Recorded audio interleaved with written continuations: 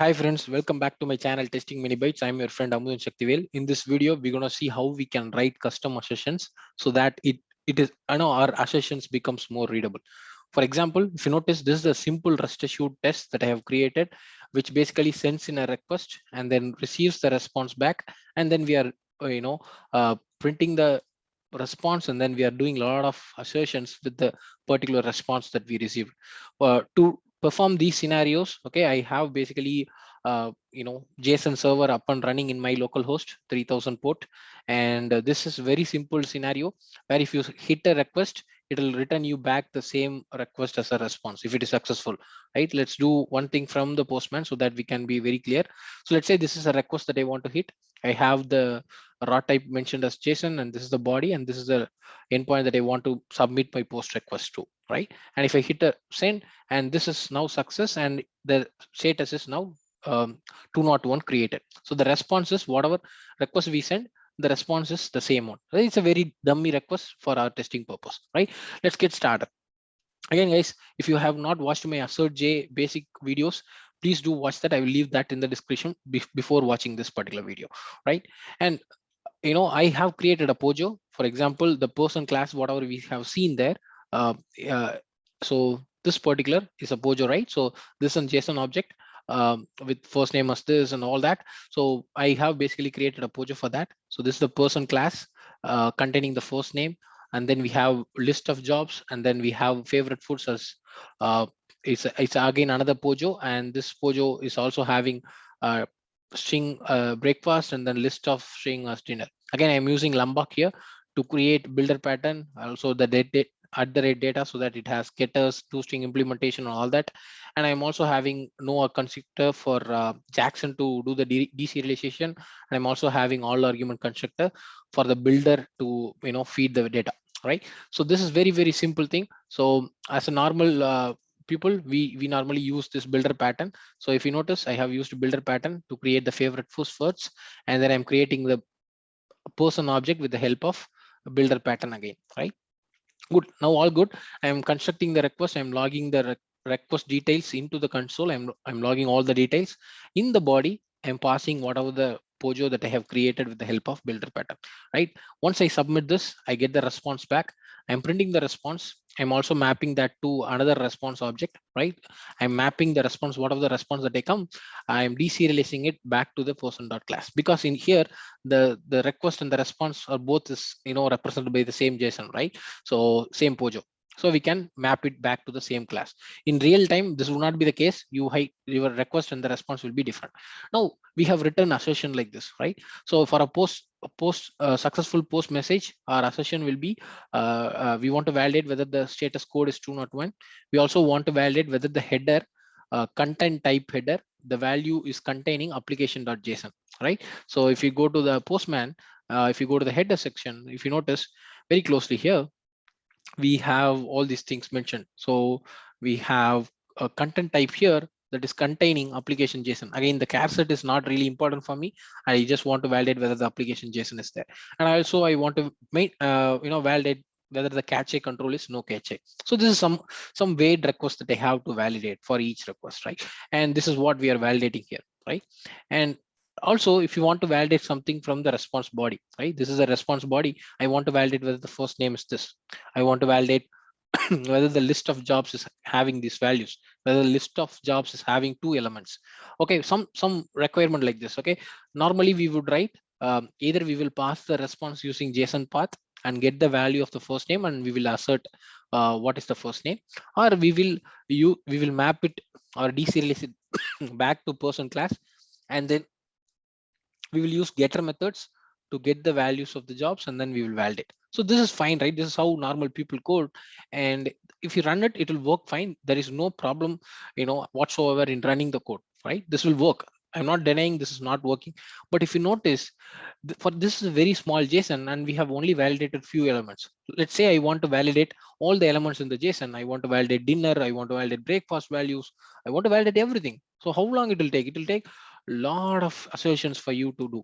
And also these assertions are not quite convincing for me. For example, if I make a mistake here, let's say I'm expecting applicate slash JSON. This is not going to happen, but just take an example.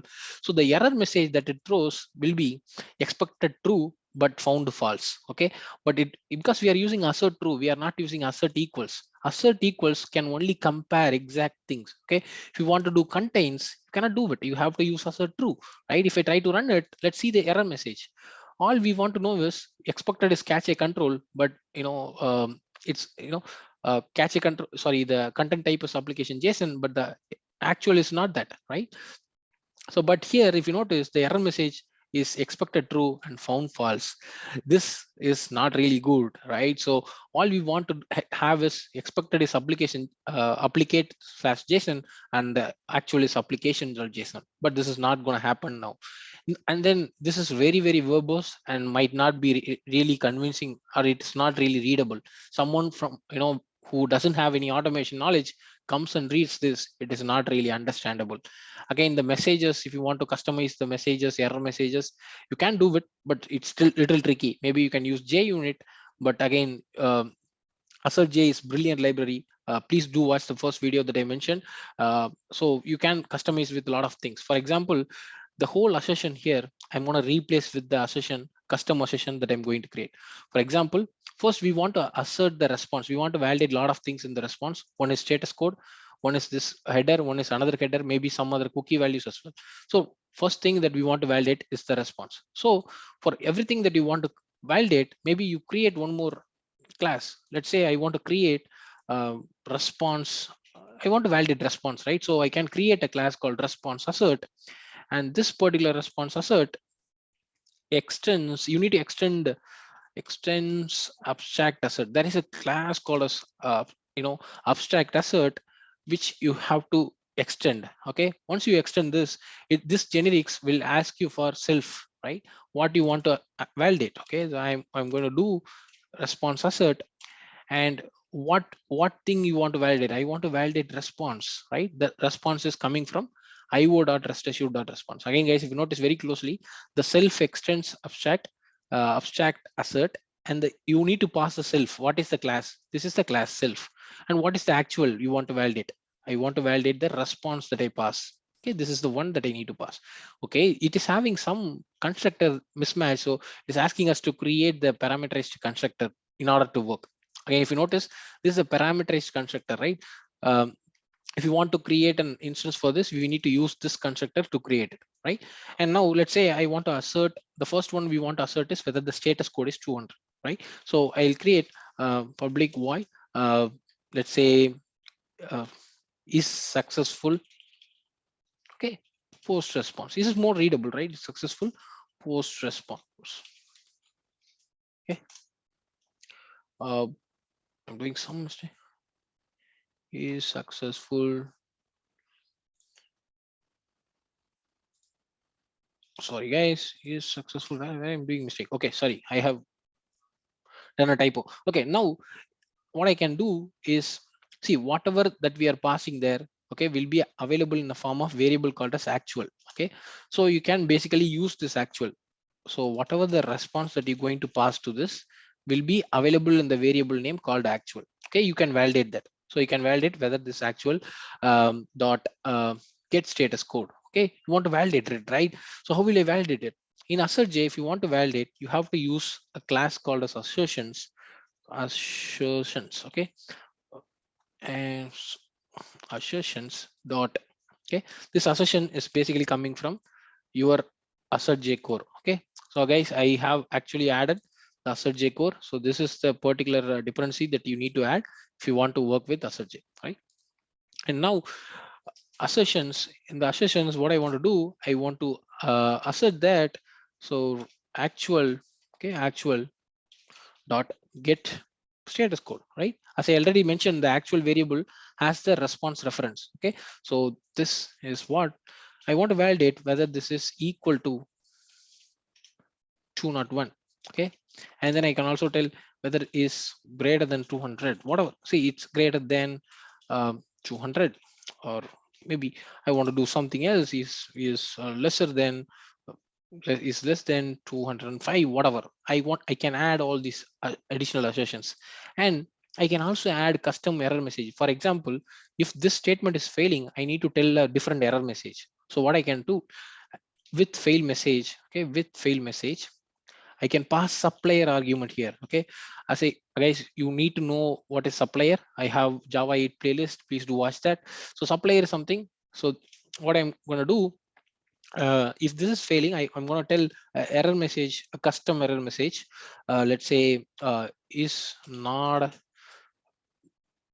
status. Maybe I'll tell status code is not 201. Okay, something like this. I can tell my own custom message, right?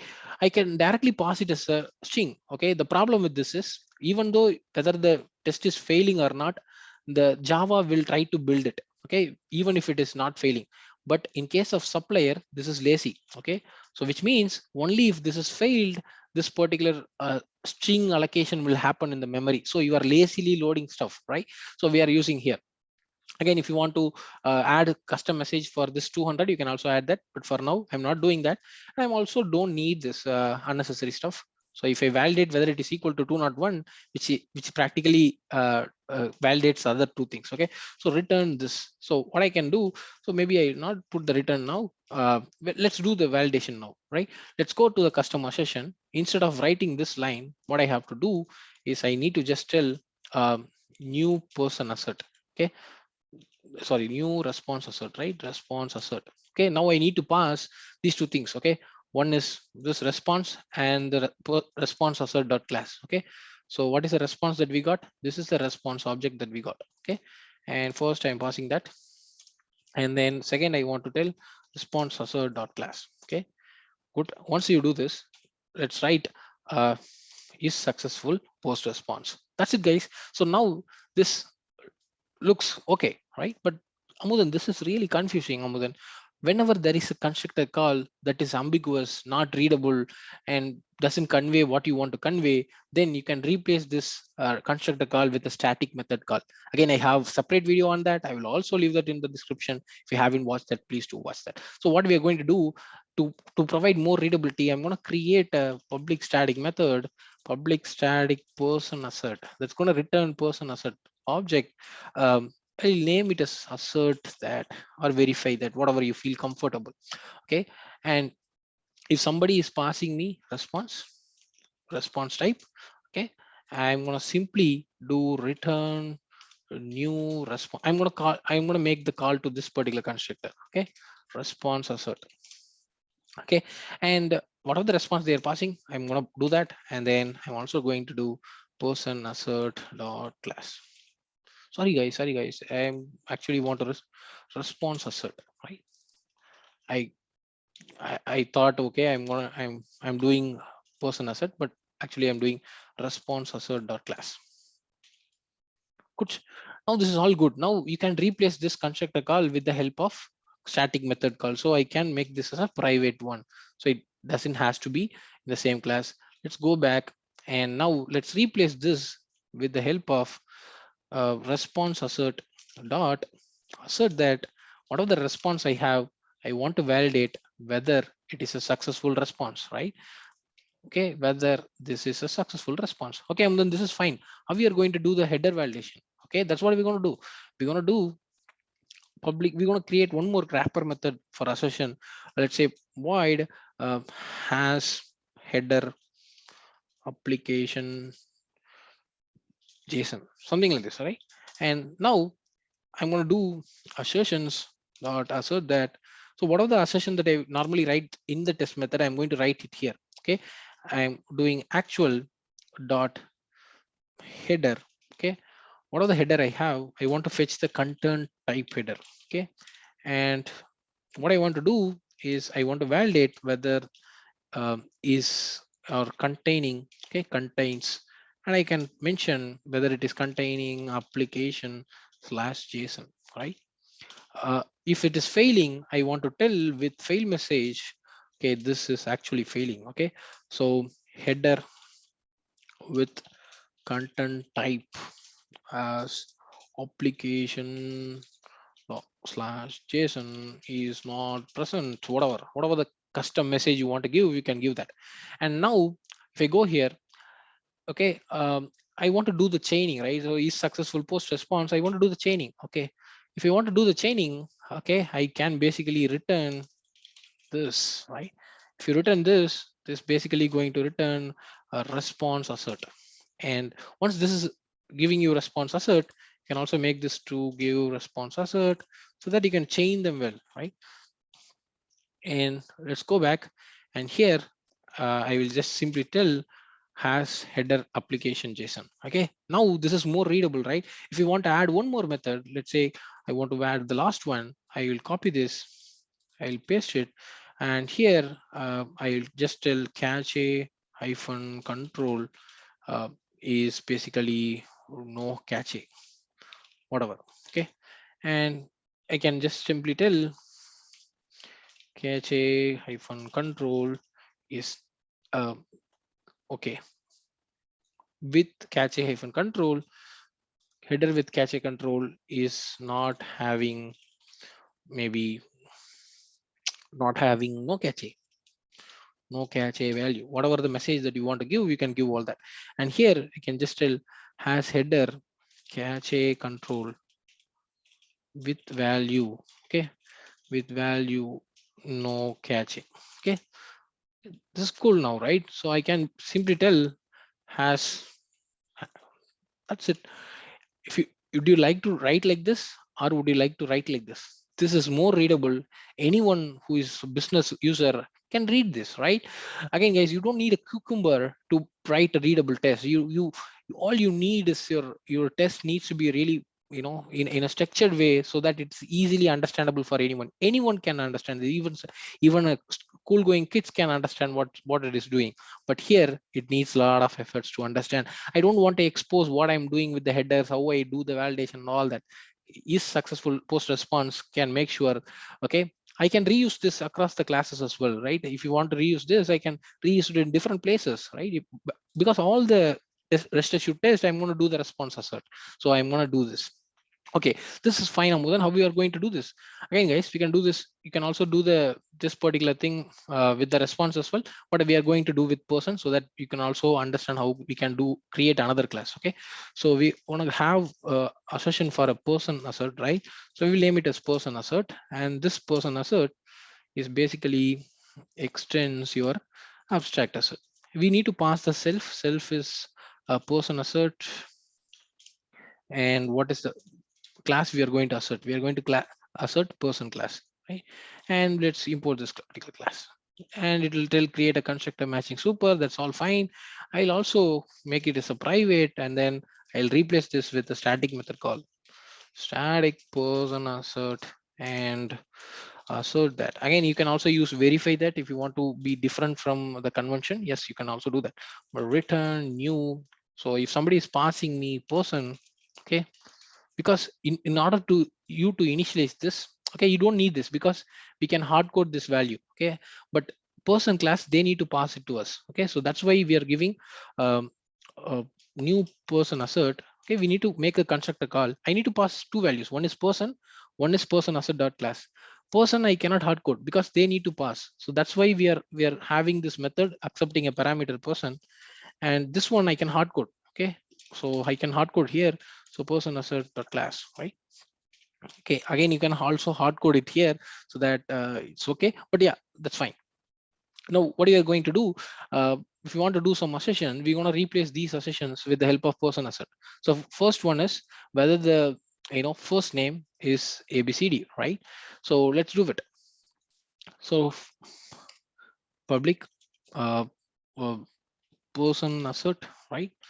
We want to do the method chaining, obviously. So the name is has name. We want to validate the name. So if we want to validate the name, pass me the name. Okay, string name. This is the expected name.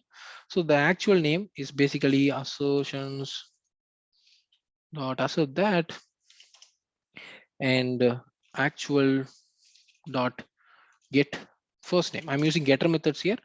Once I get the method, and I can basically tell with fail message, and name is, I can basically use supplier here. Uh, I can use supplier, and name is not matching or whatever the custom message you want to give. And then at the end, I want to check whether this is equal to the name that what they are passing, right? As simple as that. And at the end, I want to do return this so that I can do the method chain. Now this is more readable. Again, you can break it down into two things. Maybe this I can do it two steps. Once I can use extracting method, and then I can tell person colon get first name, right? This also I can do. This extracting method can help me to get the value from the the actual Pojo, right? So you can also do this. It's absolutely fine, whatever you feel comfortable. And now once you do this, you can go here, and instead of writing assertions like this in a poor way, you can basically write person assert dot assert that what are the person I have the person here. This is the response person I have. I will paste it here. And what I want to check has name. It's whether it is having a name uh, that is what is the name that we are passing here. The name we are passing is ABCD. Whatever we are passing, we need to validate whether this is there, right? Right. And if you want to add more things, let's say I want to validate the list is having this. Okay, maybe the jobs. I want to validate whether the size is 2, and then I want to validate whether it is exactly this value. Okay, maybe has I will again put public person assert. I guess you can also build a wrapper. Okay, you can combine these two things into one method also. Okay, sorry, these two things into one method also. You can also do that. Has jobs, and if someone is passing me a list of string, okay, I'll use that for validation. Okay, okay, if somebody is passing this, I'll just tell assertions dot assert that. So if somebody is actual dot get jobs, okay, I'm getting this jobs. I'm just checking whether this um, is has size. This is having size that is same as the jobs dot size. Okay, correct. And also we can validate is equal to. We can also check whether this is equal to the jobs that they are passing, right? If there is a mismatch, you can add custom error message like with fail message. um, Size is not matching, whatever. Okay, I'm just giving a vague name for now, but this can be more readable, right? And this is returning this, right? Now I have combined two assertions that we have performed here into single assertion. I can just tell has jobs, right? And I can just pass these values here.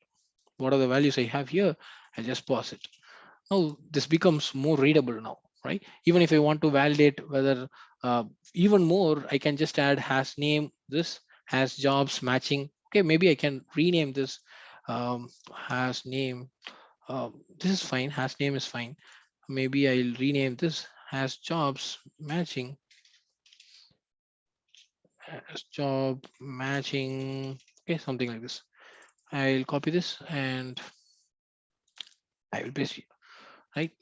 Good. So now everything looks fine. You don't have to write these assertions anymore. Now you have written very beautiful assertions. This is really cool. Let's try to check whether this is working. This will obviously work. There is no problem. And if it is failing, we will get the customized error message, right? So if you notice, this is obviously passing. Let's check whether if you give some invalid values, whether this is failing. Let's say I will just change the first name that I entered to this one. I'll also validate whether we have this name is not matching message is coming. Okay, let's try to run it. And yeah, so again guys, I'm not interested in how we are doing, whether this is successful post response. That is not really important for me. I want to validate whether this is a successful post response. That's it. Name is not matching. Okay, this is really cool, right? You get the proper error message that you want to. Again, tomorrow, if you for a successful post response you want to add one more thing, maybe it is also whether it is equal, it can be 200 or it can be 201. Okay, then you can just mention is between 200 and 200 comma 2, because some application suddenly changes. Okay, they also support 200 as a successful post response. Then is then you can just simply come here and then you can tell is neither 200 and nor 201. Okay, this is how easy it is. You're not going to go to each and every test to change this, right? That's what is powerfulness that comes from your AssertJ. I hope I have made some interesting tutorial today. I hope you all to use AssertJ, start using AssertJ and start using custom assertions, and let's build a better coding standards for in terms of testing. So I hope to see a lot of people raising their standards with these kind of videos. Thank you all. I'll see you guys in another great video. Until then, tata, bye bye from Mohan. Bye.